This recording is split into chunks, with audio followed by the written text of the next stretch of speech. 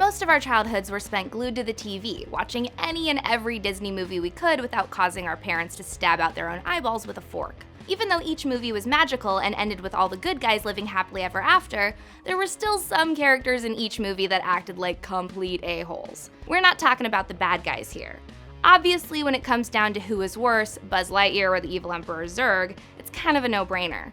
But if you look at all the good guys as a whole, there are definitely a few bad apples in the bunch, and not just the ones that the evil queen poisoned. I'm Whitney Van Lanningham, and today we're going to be talking about Disney heroes who are actually huge jerks. Jerk number 1, Tinkerbell. I was Tinkerbell 3 Halloweens in a row between 1993 and 1996, and again in college when it became socially acceptable to turn the Halloween costume you wore as a 5-year-old into an extra slutty version, so believe me, I'm a huge fan of Tink. She's sassy, she clearly doesn't care about doing her hair beyond throwing it into a sock bun, and she can make you fly. Those are definitely the 3 qualities that I'm looking for in a BFF. But even though Tink is a lot of little girls' favorite non-princess character, she was also kind of a huge C-word. Tinkerbell spends the entire movie trying to kill Wendy out of jealousy. Like, chill out and let Captain Hook do his thing, girl. Also, what did she think was gonna happen between her and Peter? Tink is like 2 inches tall, and Peter's a forever 12-year-old boy who lives on an island with a bunch of other middle schoolers. He's not even interested in girls, and how would you guys even make out? Be realistic, dude, he's just not that into you. Jerk number 2, Mushu. Even though Mushu's character is supposed to be the comic relief in Mulan, he's also kind of a selfish nightmare. He wouldn't even care about helping Mulan if he hadn't been ostracized by the ancestors for screwing up one too many times. Mushu's whole supportive, go-get-em tiger approach seems helpful, but he does everything he does for Mulan for personal gain. He doesn't care about helping her restore honor to her family and saving all of China from the Huns. He only cares about getting to chill with the ancestors in their exclusive pagoda, which is the equivalent of using and manipulating a close friend to get a membership at the yacht club. Jerk number 3, Joy from Inside Out. Despite the fact that this Pixar movie was nominated for numerous awards and helped kids and families have an open discussion about the range of different feelings human beings can experience, I kinda hated it. I wanted to like it. Between casting Amy Poehler as the lead and involving very little singing, thank God, Inside Out should have theoretically been my new favorite Disney movie. But it wasn't. Amy Poehler's character, Joy, was relentlessly controlling and self-important. She thought that she was the best and only emotion that Riley should be feeling, and throughout the movie tries to squash memories featuring the other emotions. Joy is the biggest dick to sadness. With her constant judgment and refusal to let sadness ruin Riley's memories, Joy is kinda like that super positive friend who tries to tell you to just snap out of it and look on the bright side right after your dog dies. She's the kind of chick who would tell a depressed person that it's just as easy to be sad as it is to be happy, and make them feel ashamed and excluded because they aren't constantly filled with sunshine, lollipops, and rainbows.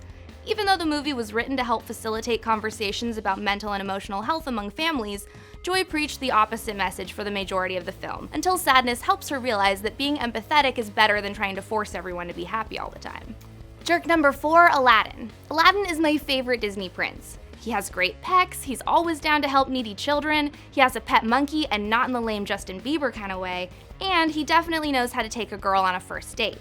He's charming and funny, and it's easy to see why Jasmine falls in love with him, but he's also kind of a sleaze. Let's pretend for a minute that Jasmine and Aladdin met on Tinder, or Match, or JDate. Aladdin's profile would be a totally photoshopped pic of him in prince clothes, riding across Dubai on a camel with humble braggy captions like, "So rewarding to split a loaf of bread with some orphans, #blessed. He completely lies to Jasmine about his identity.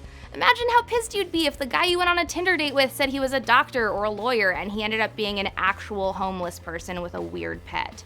Aladdin tells Princess Jasmine that his name is Prince Ali, dresses in fancy clothes, and has a genie up his sleeve to help perpetuate the lie anytime he gets close to being found out. I get that he did it all in the name of love, but in real life that would be totally creepy, and Jasmine would probably file for a restraining order.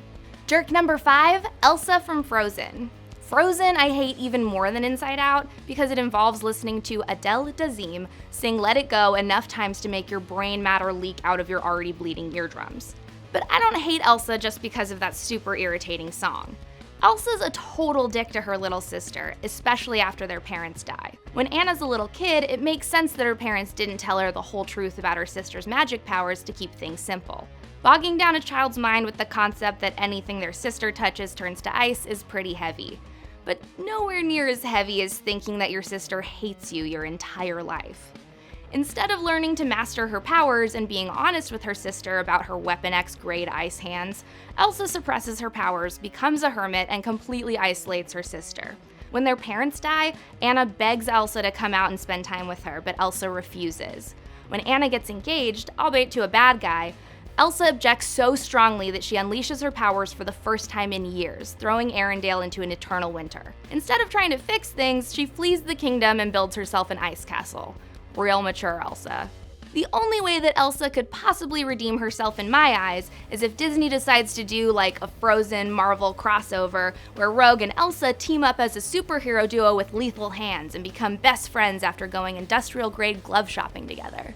This has been a list of a bunch of Disney characters who are kinda total dicks, but we know that there's like a lot more out there. So who do you think is the biggest Disney dickwad? And before you go, don't forget to like, comment, and subscribe, or else you're the Disney dick.